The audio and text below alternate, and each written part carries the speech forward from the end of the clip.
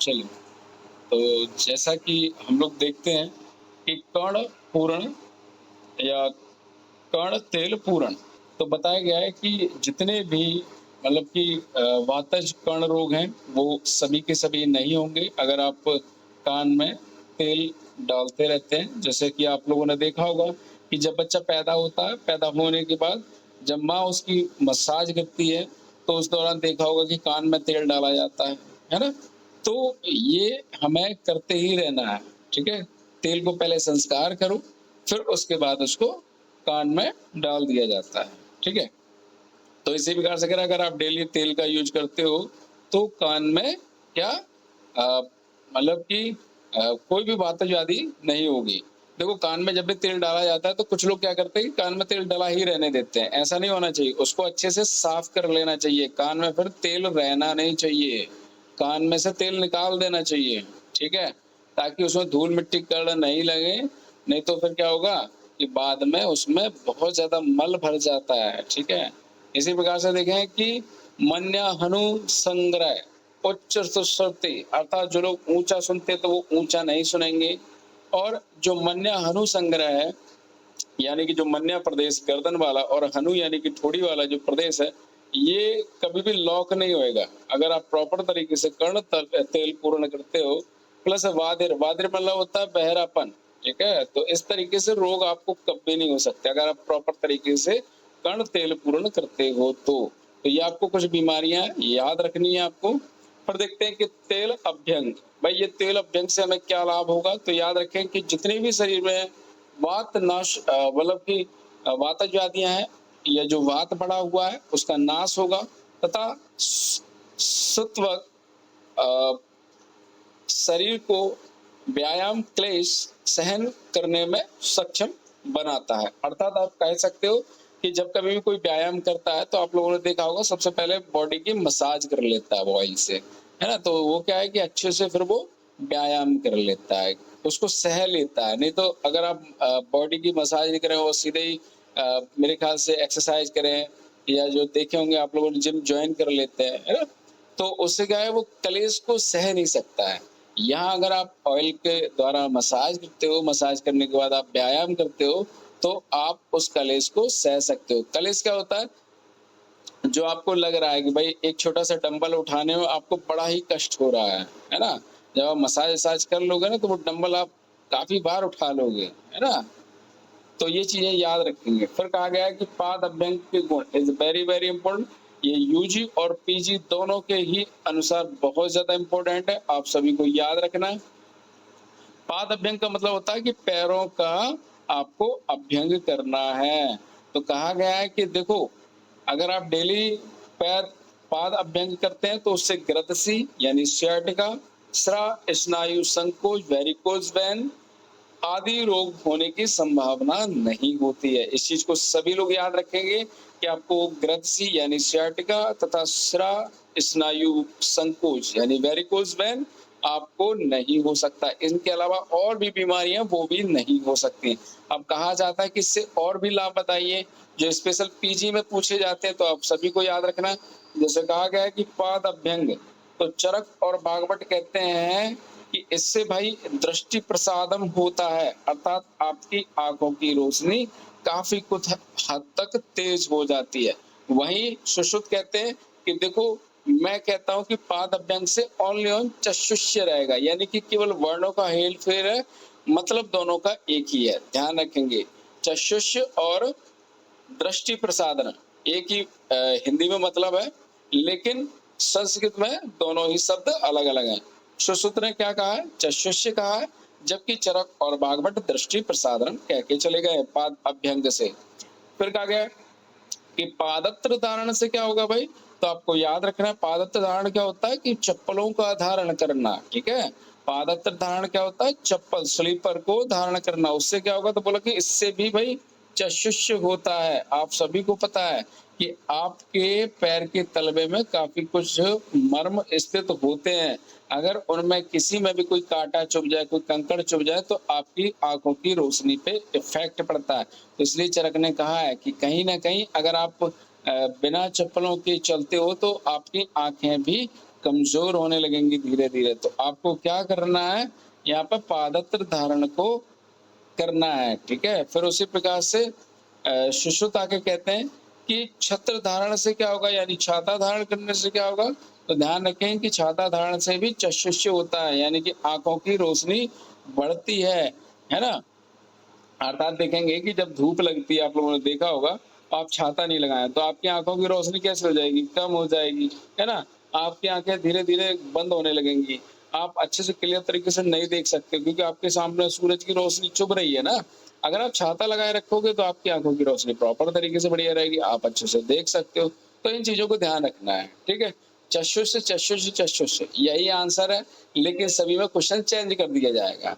सुश्रुत पूछ लेगा भैया छाता धारण करने से क्या होता है, तो आपको बताना है कि छाता धारण करने से चक्षुष्यम होगा, ठीक है। फिर चरक आके कहेगा कि भाई पादत्र धारण करने से क्या होगा, तो आपको बताना चरक के अकॉर्डिंग चक्षुष्य होगा, है ना, यानी कि आंखों की रोशनी अच्छी रहेगी। फिर उसी प्रकार से पाद प्रक्षालन, तो पाद प्रक्षालन का मतलब होता है धोना, ठीक है। पैरों को आप लोग देखा होगा फ्रेश होने के बाद धोते हो, तो वही यहाँ कहा गया है कि या घर से बाहर जाते हो, बाहर से अंदर आते हो, तो अंदर आने के पहले आप लोग पैरों को धोते हो, ठीक है, फिर अंदर प्रवेश करते हो। उससे क्या होता है, चक्षु प्रसादनम वृक्षम रक्षो प्रतिवर्धनम, आपको बताना है कि भाई इससे आपकी दृष्टि का प्रसादन होता है तथा ये वृक्ष भी होता है, रक्षा भी करता है। प्रीति वर्धनम, यानी कि ये आप मतलब कि एक स्नेह को बढ़ाता है, चाहे माता पिता के प्रति चाहे बच्चों के प्रति, ठीक है। तो ये प्रीति को भी बढ़ाता है, इस चीज को याद रखेंगे। तो इसलिए डेली पाद प्रक्षालन करना चाहिए, ठीक। चलिए फिर उसके बाद कुछ पॉइंट और स्पेशल बता दिए गए हैं। एक एक पॉइंट पे अलग से ऑब्जेक्टिव भी पूछ लिया जाता है, अधिकतर से ऑब्जेक्टिव ही पूछे जाते हैं, और अगर पूछ ले तो आपको पूरा ही जवाब देना है। तो यहाँ नेक्स्ट देखते हैं कि जैसे कहा गया है शरीर परिमार्जन, तो शरीर परिमार्जन में कहा गया कि अगर आप डेली शरीर का परिमार्जन करते हो, यानी कि पहुंचते हो, परिमार्जन मतलब होता है पहुंचना। कोई व्यक्ति आईसीयू में बैठा हुआ है, उसको नहला तो दोगे नहीं, तो नहलाएंगे नहीं तो क्या करेंगे, उससे आप शरीर परिमार्जन करेंगे। तो शरीर परिमार्जन का मतलब होता है मतलब पोछा लगाना शरीर पर। इससे क्या होगा, दौर्गंध्यम गौरवम तंद्रम कंडू मल आरोचकम स्वेद विवित्सा हंति शरीर परिमार्जनम, अर्थात कहा गया है कि आपके शरीर से जो भी दुर्गंध आ रही होगी वो चली जाएगी, तथा खुजली जो हो रही होगी, काफी दिनों से नहीं नहाए हैं आप, तो वो भी चली जाएगी, तथा एक हैवीनेस सी फील होती है, बार बार तंद्रासी होती है, और मल भी जमा हो जाता है, तो ये सभी दूर हो जाएंगे। तथा आरोचकम, यानी कि भूख भूख भी नहीं लगती, तो आपको भूख भी लगने लगेगी। तथा श्वेत विदिशा हंति शरीर परिमाण, अर्थात कहा गया है कि श्वेत यानी पसीना बहुत निकलता हुआ है आपको, और उस पसीने के बाद आप इंसान को देखेंगे लथपथ है पसीने में, तो कितना गंदा और भद्दा दिखता है, तो बिल्कुल वही दिखाई देगा यहाँ पर। तो उस पर अगर परिमार्जन कर देंगे तो ये हंति हो जाएगा, हंति मतलब उसका नाश हो जाएगा, किसका, उस जो पसीने के द्वारा जो गंदा व्यक्ति दिख रहा था ना, तो अब वो अच्छा दिखने लगेगा, है ना। आप लोगों ने देखा होगा बहुत ज्यादा पसीने वाले लोग रहते हैं, आपके पास आके बैठ जाए, है ना, काम वाम करके आए, तो आप बोलोगे भैया दूर रहो, बदबू आ रही है ना, तो इस तरीके से तो उसका परिमार्जन कर देना चाहिए, ठीक है। चलो फिर यहाँ पर देखेंगे स्नान, अगर आप डेली स्नान करते हो तो उसके लिए कुछ पॉइंट दिए गए हैं, ये स्पेशल संस्कृत में ही पूछे जाते हैं इसके ऑब्जेक्टिव्स। तो आपको बताना कि यहाँ पर पवित्र हो जाओगे, आप स्नान करने के बाद आप पवित्र हो जाओगे, तन और मन दोनों से ही पवित्र हो, ठीक है, केवल तन से ही पवित्र नहीं होना यहाँ पर। फिर कहा गया कि वृश्यम आयुष्यम श्रम स्वेदम मल अपहा शरीर बल संधानम स्नान ओजस्करम परम, स्नान ओजस्करम परम इज वेरी वेरी इंपॉर्टेंट, इसको अंडरलाइन कर लो, अलग से ही पूछ लिया जाता है। लोगों को लगता है कि भाई स्नान करने से ओज कैसे बढ़ जाएगा, तो देख लेना आप लोग, आपके शरीर में जो चमक आती है स्नान करने से ही आती है, ठीक है। स्नान करने के बाद ही आप प्रॉपर तरीके से अच्छे से खाना खा सकते हो, ठीक है, और भी वगैरह वगैरह, आपका मन भी लगता है, ठीक है। तो ये सारी चीजें हैं, तो आपको याद रखना है कि स्नान करने से ओज बढ़ता है, ठीक है। ये नहीं कि ओज बढ़ाने के लिए अलग से कोई प्रोडक्ट आते होंगे, ठीक है। तो ध्यान रखना, स्नान आप प्रॉपर तरीके से डेली करते हो तो आपके शरीर में ओज बढ़ेगा, ठीक, और बल का संधान होगा, शरीर में जो भी बल है वो बढ़ेगा, ठीक है। और अगर आप थके हुए, आप लोगों ने देखा होगा मजदूर बेचारे थके हुए रहते हैं, शाम को आके क्या करते हैं, नहा लेते हैं। तो श्रम स्वेद मल अपहा, तो यानी स्वेद भी दूर हो जाता है, मल भी दूर हो जाता है और थकान भी बेटा दूर हो जाती है। फिर बढ़िया आराम से खाना खा पी के बेचारा वो मजदूर सो जाता है, ठीक है। और ध्यान रखें, स्नान करने से वृश्यम आयुषम, यानी कि उसकी आयु तो बढ़ेगी प्लस वो वृश्यम हो जाएगा, ठीक है। अर्थात वो कह सकते हो एक मतलब ये एक बाजीगर जब मैं टॉपिक पढ़ाऊंगा ना, तो वहां पर मैं वृश्य के बारे में बहुत अच्छे से क्लियर कर दूंगा, ठीक है। वृश्य का मतलब आप कह सकते हो कि जैसे एक कह सकते हो लुकिंग वाइज सेक्सी कह सकते हो, है ना। स्नान करने के बाद अगर कोई व्यक्ति स्नान नहीं किए हुए तो कैसा लगता है, गंदा लगता है, बोले कि दूर रहो। स्नान किए हुए तो ठीक ठाक लगता है ना। तो ये वृश्य वर्ड ही याद रखोगे तो वही सही रहेगा, ठीक। चलो, फिर यहाँ पर बताया गया कि स्वच्छ वस्त्र धारण, अगर व्यक्ति डेली स्वच्छ वस्त्र धारण करता है तो क्या होगा उससे, तो काम्यम, ठीक है। यहाँ पर काम्यम का मतलब होता है अट्रैक्टिव, ठीक है। कैसा है, अट्रैक्टिव रहेगा वो व्यक्ति, तो काम्यम, है ना। और ये अधिकतर से मतलब कि संतान उत्पत्ति के लिए ये बहुत जरूरी रहते हैं, वृश्य वर्ड और काम्य वर्ड।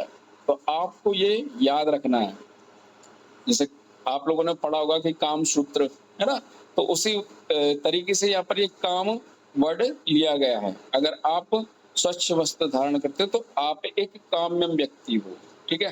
फिर कहा गया कि यशस्य नाम आयुषम, तो यहाँ पर भी आपका यश फैला होगा चारों तरफ कि यार वो व्यक्ति बड़ा अट्रैक्टिव लगता है, बड़ा ही स्मार्ट लगता है, वो हीरो बड़ा ही सुंदर है ना, उसके कपड़े वपड़े बहुत अच्छे। तो ये यश फैला हुआ है, याद रखना।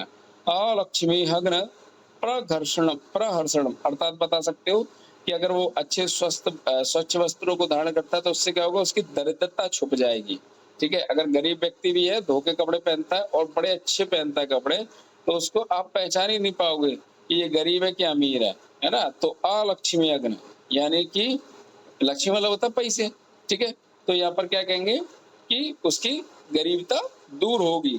ध्यान रखेंगे, अगर आप फटे पुराने, है ना, कपड़े पहनते हो तो आपको गरीबी से गरीबी और आती जाएगी। फिर बताएंगे श्रीमद परिशुद्ध सस्तम निर्मल अंबर धारण, अर्थात बताना आपको निर्मल मतलब अंबर मतलब वस्त्र होता है, निर्मल मतलब स्वच्छ होता है, साफ वाले वस्त्र धारण करना। और वो भी कहाँ करना है, श्रीमद परिषदम। अगर आप कहीं पे भी इनविटेशन में जाते हो, है ना, या किसी मीटिंग में जाते हो, है ना, अगर सपोज दैट आप एक मतलब कि बहुत अच्छे चिकित्सा अधिकारी बन गए या कोई असिस्टेंट प्रोफेसर जो भी बन गए आप, तो उसके बाद आप क्या करोगे, गंदे कपड़े पहन के जाओगे तो आपको वही वहाँ के जो कर्मचारी वही कहेंगे यार क्या आदमी है ना, इस तरीके से। तो आप स्वच्छ वस्त्र धारण करके जाओगे तो आपकी तारीफ भी होगी और अच्छा भी लगेगा। तो कहीं पर भी जाना है मीटिंग शादी में तो आपको देखा होगा कोट पैंट पहन के जाते हैं आराम से, है ना। तो इसी तरीके से आपको याद रखना है, बस यही चीजें आपको बतानी सिंपल तरीके। फिर बताया गया कि गंधमाला धारण करने से, तो कहा गया है कि आज से पहले भैया आपका फॉग वॉग ये परफ्यूम्स नहीं चलते थे, ठीक है। पहले क्या रहता था, मालाएं धारण की जाती थी, ठीक है। तो आपको पता है बरसात के महीने में, गर्मी के महीने में सभी के कपड़ों से बड़ी बदबू आती है, ठीक है। तो आपको क्या करना है, सेंट एंट चल नहीं रहा है ना, फॉग चल नहीं रहा है, क्या करें भाई। तो वहां पर माला को धारण किया जाता था, है ना। सभी व्यक्ति माला का धारण किया करते थे। देखा होगा पुराने जमाने में गजरे मेरे ख्याल से आज भी चलते हैं, है ना। तो गजरों का भी यूज किया जाता था। तो इन्हें इसे ही गंधमाल्य धारण कहा जाता है। पता है इससे वृश्य होता है, ठीक है। तो वृश्य वृश्य वर्ड किन किन के लिए यूज कर लिया, स्नान के लिए कर लिया और गंधमाल्य धारण के लिए कर लिया। सौगंध्य सौगंध्यम आयुषम, यहाँ पर ये आयु को भी बढ़ाता है और शरीर को सुगंधित भी करता है तथा काम्यम भी होता है, ठीक है। तो देखा होगा आप लोगों ने कईयों मूवियों में कि स्वागरात के दिन भैया पूरे बेड पे मेरे ख्याल से गुलाब बिछा देते हैं, ऐसा वैसा देखा होगा, है ना। तो ये प्राचीन काल की मतलब सभ्यताएं हैं, ठीक है। तो ये काम्यम है, पुष्टि बल प्रदम, याद रखेंगे कि ये आपके शरीर को पुष्ट करेगा और बल भी प्रदान करेगा, ठीक है। माइंड फ्रेश फ्रेश रहेगा, तो याद रखेंगे कि हाँ यार बड़ा अच्छा लग रहा है। फिर बताया कि सौमनस्य लक्ष्मी अग्न गंधमाल निषेवणम, अर्थात आपको बताना है अगर आप किसी भी पार्टी वार्टी में जाते हो या कहीं से गुजर जाते हो तो आसपास के देखा होगा कि बड़ा ही अच्छा लगता है। देखा होगा कोई टीवी प्रचार आता है, फॉग लगा लेता है एक लड़का, है ना? और चारों तरफ लड़की-लड़कियाँ घेर लेती है उसको। देखा होगा, तो ये गंधमाल्य धारण की ही है। तो आज से पहले भी ऐसा ही हुआ करता था कि वो व्यक्ति क्या रहता है, काम्यम दिखता है, ठीक है? कैसा दिखता है? काम्यम, ठीक है? भ्रष्ट दिखता है। तो मतलब कहीं न कहीं कुछ तो इफ़ेक्ट पड़ता है ना? किसका? आपकी गंध का, ठीक? और वहाँ पर बताया गया कि कहीं न कहीं दूर से भी दिखता है कि यार इसका परफ्यूम बड़ा महँगा है, तो ये बड़ा ही पैसे वाला है। यानी कि लक्ष्मी अग्नि, गरीब नहीं है, ये दरिद्र नहीं है, ये कहीं न कहीं बहुत पैसे वाला है। जितना अच्छा वो उससे शरीर से खुशबू आएगी, तो उससे ऐसा फ़ील होता है लोगों की, ऐसी सोच बना रखी है, ठीक है? तो ये सही है, अगर बदबू आ रही होगी तो समझ जाएँगे, अरे पता नहीं कहाँ से आ रहा है ना? तो याद रखें कि लक्ष्मी अग्नि कहाँ-कहाँ कहा गया है, सभी जगह से अलग से निकाल लेना, आपसे पूछ लेगा। फिर है रत्न आभूषण धारण करना, ठीक है?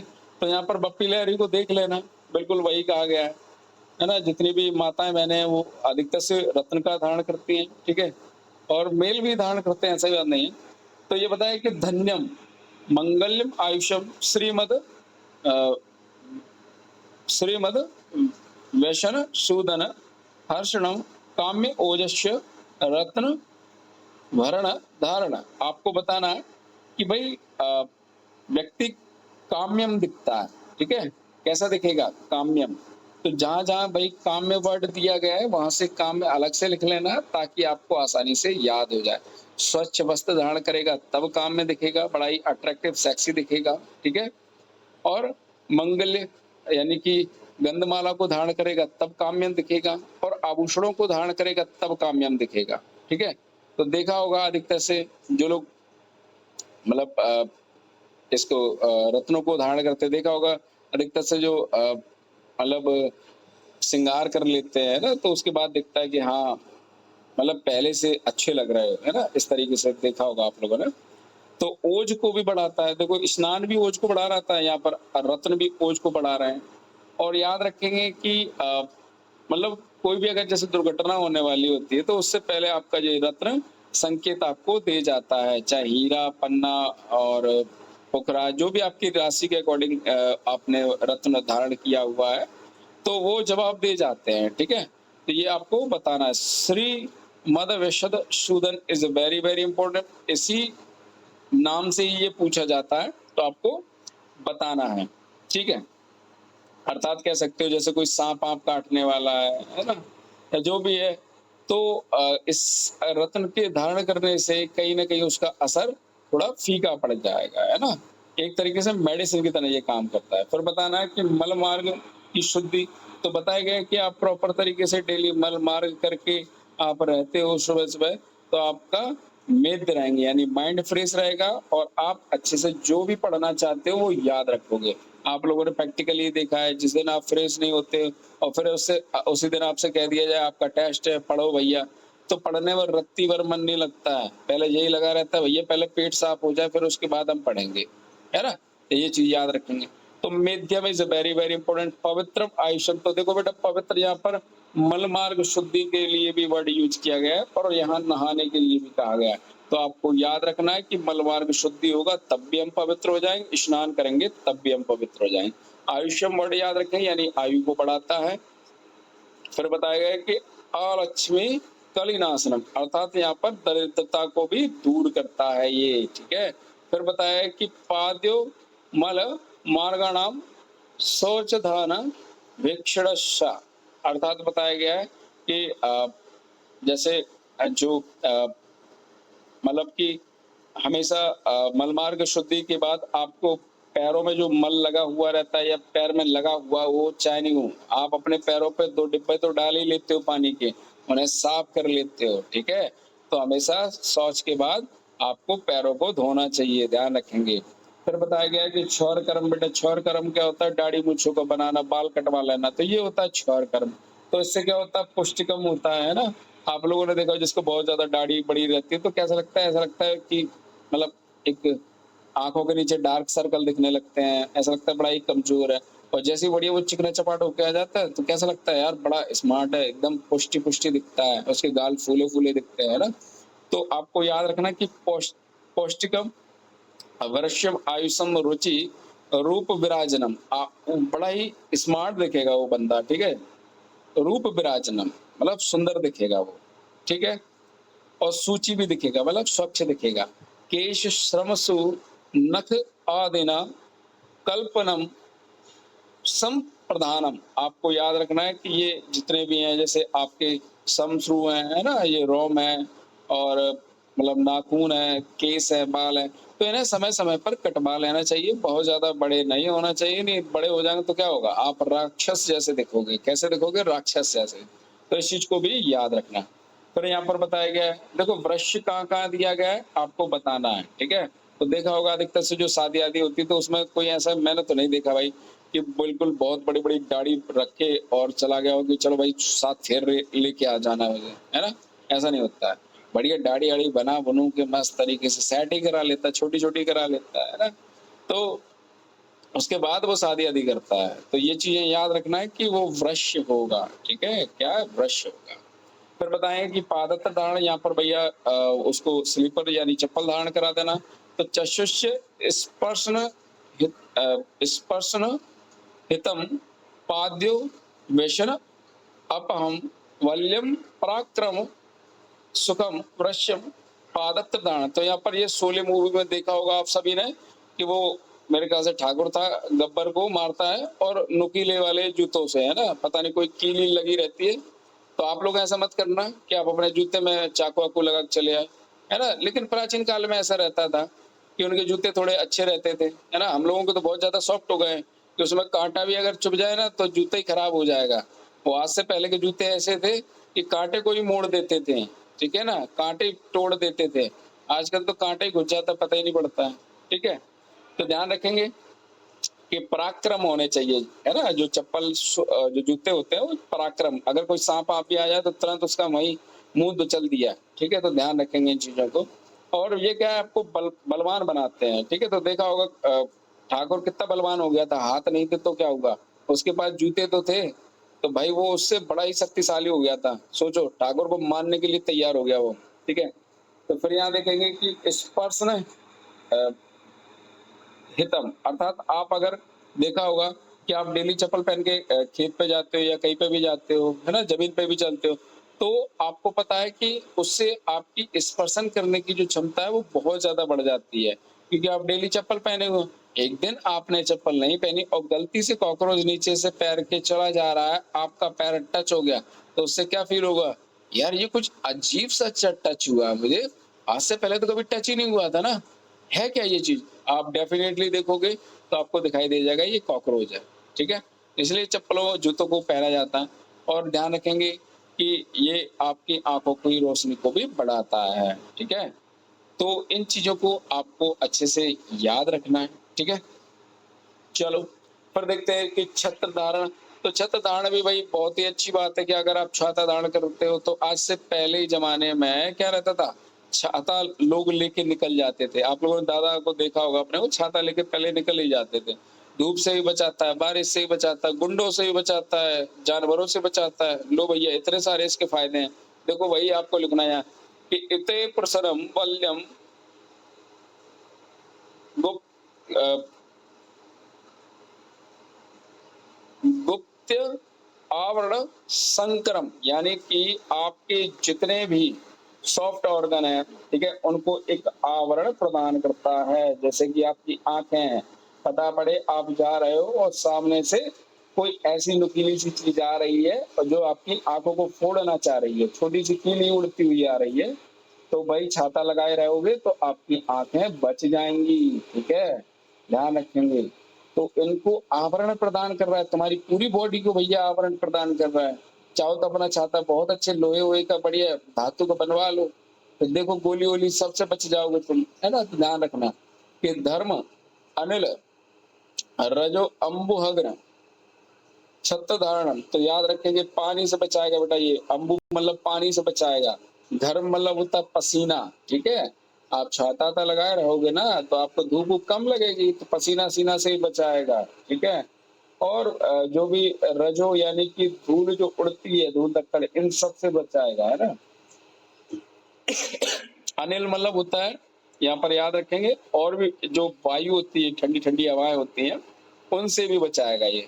तो कुल मिला के मेरे ख्याल से छाता धारण करके चलना चाहिए, ठीक है। इन चीजों को याद रखेंगे। फिर बताया कि धर्म सम्मत जीवक उपदेश, अर्थात बताया गया है कि जीविका के साधन धर्म विरुद्ध नहीं होना चाहिए। आप जो जी रहे हो, आप जो कार्य कर रहे हो डेली रूटीन वाले, नहा रहे हो, क्षौर कर्म कर रहे हो, मल मार्ग शुद्धि कर रहे हो, रत्न आभूषण को धारण कर रहे हो, लाइक जो भी आप कर रहे हो, तो ये सभी ऐसे होने चाहिए जो कि मेरे ख्याल से धर्म विरुद्ध नहीं होना चाहिए, है ना। यानी कि दूसरों को दिक्कत नहीं दें। पता पड़े आप ऐसा फॉग या ऐसा सेंट लगा के चल दिए हो और बस में यात्रा करते हुए कि बगल वाले लोग कह रहे हैं कि भैया हमको उल्टी हो जाएगी, आप इतना महक वाला सेंट लगा के कैसे चले आए हो, है ना। ऐसा नहीं होना चाहिए, ठीक है। नहीं तो वहीं मार पड़ेगी, चुपचाप तरीके से उसको हटा देना, ऐसे सेंट टेंट को, ठीक है। ऐसे कपड़े धारण मत कर लेना कि भाई गली मोहल्ले के 4 लेडीज कह रही हैं, बताओ तुम ऐसे ऐसे कपड़े पहनते हो, इससे मतलब धर्म विरुद्ध नहीं होना चाहिए, ठीक है ना, ध्यान रखेंगे। चलो।